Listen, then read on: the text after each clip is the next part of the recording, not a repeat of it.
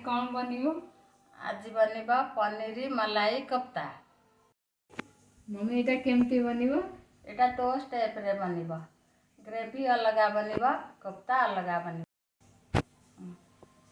आमे मसला पाई कौन कौन नैचु देख। प्रथम ग्रेवी पाई मीडियम साइज रा 3टा टमाटर नैचु, मीडियम साइज रा 3टा पियाज नैचु, 6 रु 7टी काजू नैचु, 7 रु 8टी आलमंड नैचु, 4टी कंचा लंका नैचु।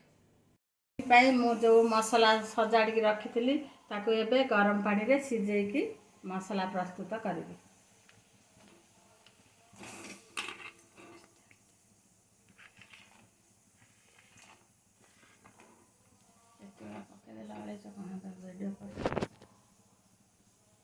देखंतु आमे ग्रेवी पाई जो मसला बनै ये सिझी गलानी। आकु एबे आमे किछि समय ठंडा करबा को दबा। पनीर कोफ्ता स्टार्ट करबा। ता पाई मु नैची 250 ग्राम पनीर, सिझा आलू 4 रु 5टी सिझा आलू नैची। ता पाई मसला प्रस्तुत करूची मु।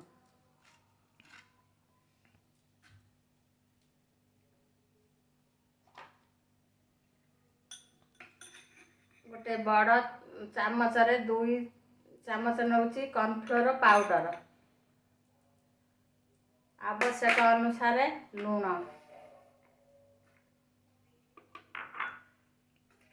जीरा पाउडर गोटे चामच, धनिया पाउडर गोटे चामच, लंका गुंड गोटे चामच, हलदी आधा चामच। ताकू आमे प्रस्तुत करबा पनीर चकटा। देख एबे चकटाटा प्रस्तुत हो जाइछि। आमे एबे गुड़ा प्रस्तुत करबा।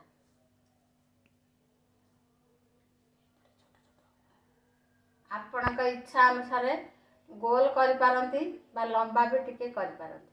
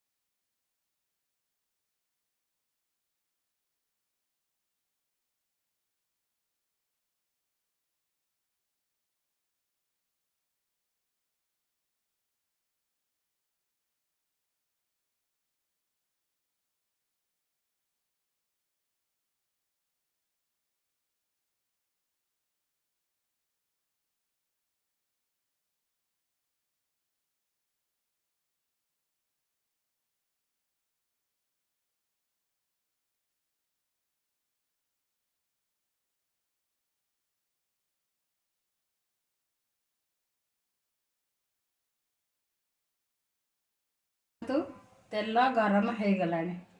तेल भल कि गरम होला परे आमे कोफ्तार बॉल गुड़ाक छाड़िबा।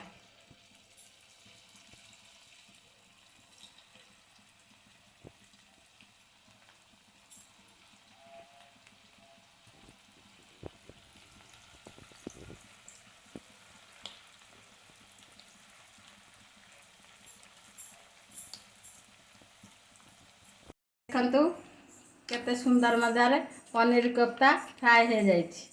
ଏବେ ଆମେ ଗ୍ରେଭି ପାଇଁ ପ୍ରସ୍ତୁତ କରିବା। ଗ୍ରେଭି ପାଇଁ ମସଲା ପ୍ରସ୍ତୁତ କରିବା। ଅଧ ଚାମଚ, ଛୋଟ ଚାମଚର ଅଧ ଚାମଚ ଚିନି ପକେଇବା। 2ଟା ତେଜପତ୍ର ପକେଇବା। କିଛି ପଞ୍ଚ ଫୁଟଣ ପକେଇବା।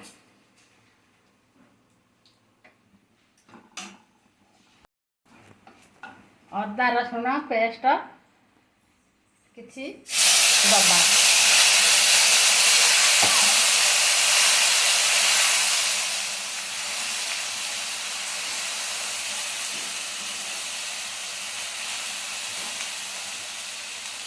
ଦେଖ ଏବେ ଅଦା ରସୁଣରୁ ମସଲା ତେଲ ଛାଡ଼ି ଆସିଲାଣି।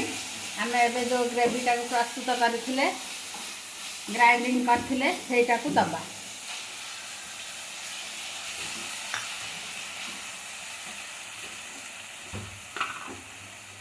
ତା ଦେହରେ ସାମାନ୍ୟ ହଳଦୀ ଦବା।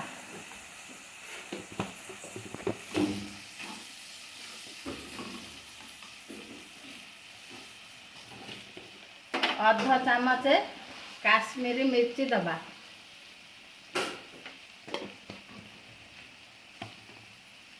ଧନିଆ ପାଉଡର କିଛି ଆଡ଼ କରିବା।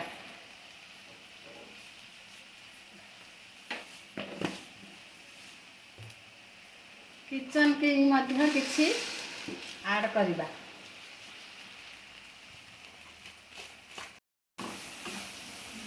ସ୍ୱାଦ ଅନୁସାରେ ଲୁଣ ଦବା।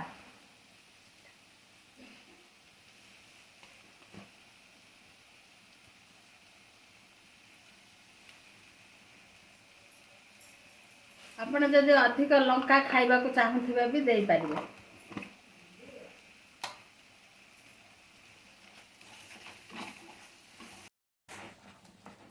ଆକୁ ମଝିରେ ମଝିରେ ଆମେ ଗୋଳେଇବା, ନ ଗୋଳେଇଲେ ଲାଗିଯିବ ତଳୁ। ଦେଖ ମସଲା ମୁଁ ହାଲକା ତାକୁ ଫ୍ରାଏ କରୁଛି। ମସଲା ହେଇ ଆସିଲାଣି। ତା ଦେହରେ କିଛି କସ୍ତୁରୀ ମେଥି ଆଡ଼ କରୁଛି।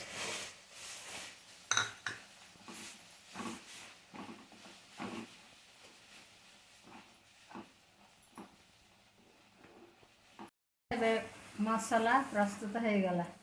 ଆମେ ଏବେ ହାଲକା ପାଣି ଦେବା।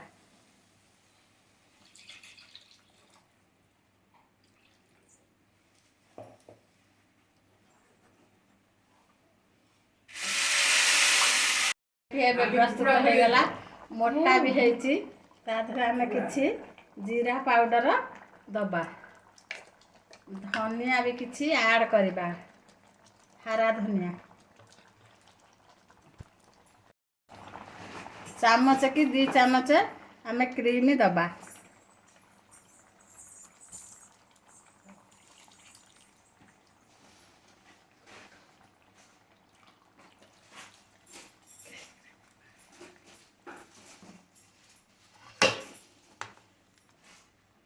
ଏବେ ଆମେ ପନିର କୋପ୍ତା ତା ଦେହରେ ଆଡ଼ କରିବା।